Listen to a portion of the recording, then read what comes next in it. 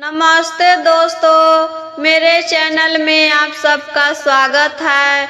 आज मैं सुना रही हूँ आंवला नवमी के व्रत कथा। कार्तिक मास की शुक्ल पक्ष नवमी तिथि को आंवला नवमी मनाई जाती है। यह अक्षय नवमी तिथि के नाम से भी जाना जाता है। आंवला नवमी के दिन आंवला के पेड़ के पूजा की जाती है। तो चलिए आंवला नवमी की कथा सुना रही हूँ। बहुत समय पहले की बात है।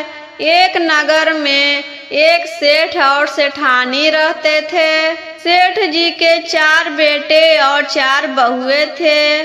सेठ जी के पास इतना धन दौलत था कि उसका देख रेख करने के लिए उनके घर में बहुत सारे नौकर चाकर रहते थे। सेठ जी पैसा गिनकर नहीं रखते थे। उनके घर में तराजू से तौला जाता था धन दौलत। उनके पास इतना धन था कि गिनने का समय भी नहीं रहता था। तराजू पर तौला जाता था। और सेठानी का एक नियम था कि वो प्रतिदिन 1 सोना के आंवला दान करती थी। आंवला दान करने के बाद ही वह खाना खाती थी। सेठ और सेठानी दोनों सुखी पूर्वक रहते थे।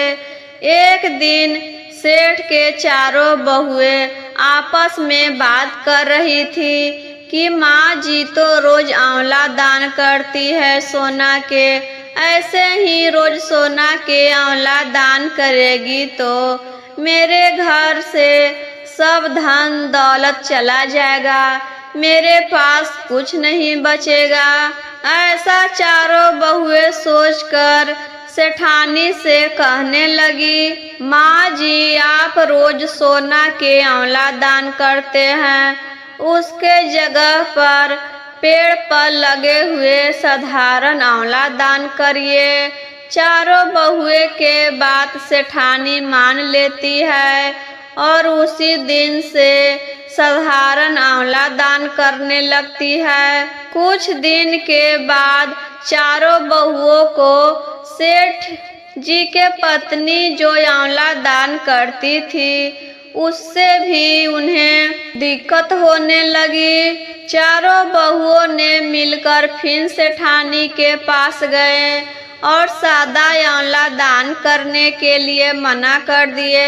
यह बात सुनकर सेठ और सेठानी दोनों को बड़ा दुख हुआ और वह अपना घर छोड़कर जंगल की ओर चले गए। और उस दिन से सेठानी आंवला दान नहीं करा था, इसलिए उन्होंने भोजन भी नहीं किया। जंगल में चलते चलते रात हो गई तो वो दोनों ने एक घने पेड़ के नीचे सो गए। जब सुबह हुआ तो उन्होंने उठा तो देखते हैं कि जहाँ पर वो सोए थे वहाँ पर एक विशाल आंवला का पेड़ हो गया। और वो कोई साधारण आंवला नहीं था, वह सोना के आंवला था। यह देखकर सेठ और सेठानी खूब खुश हो जाते हैं और उसमें से एक सोना के आंवला तोड़कर दान करते हैं।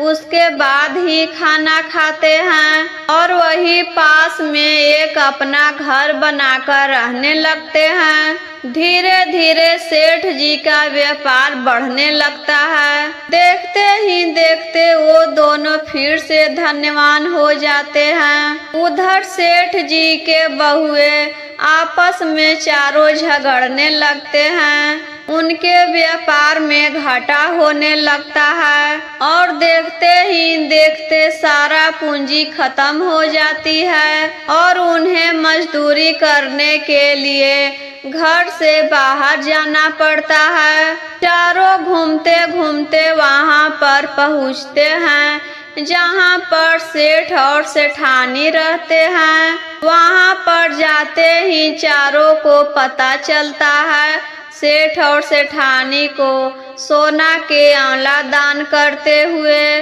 वो मन में सोचते हैं कि कहीं वो हमारे माता पिता तो नहीं, लेकिन उनके पास तो कुछ भी नहीं था। वो कैसे हो सकते हैं, कोई और होंगे।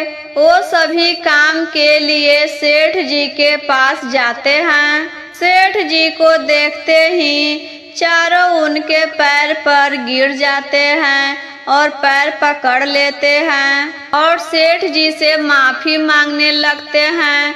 पिताजी, हमें माफ कर दीजिए, हम पैसे की लालच में अंधे हो गए थे।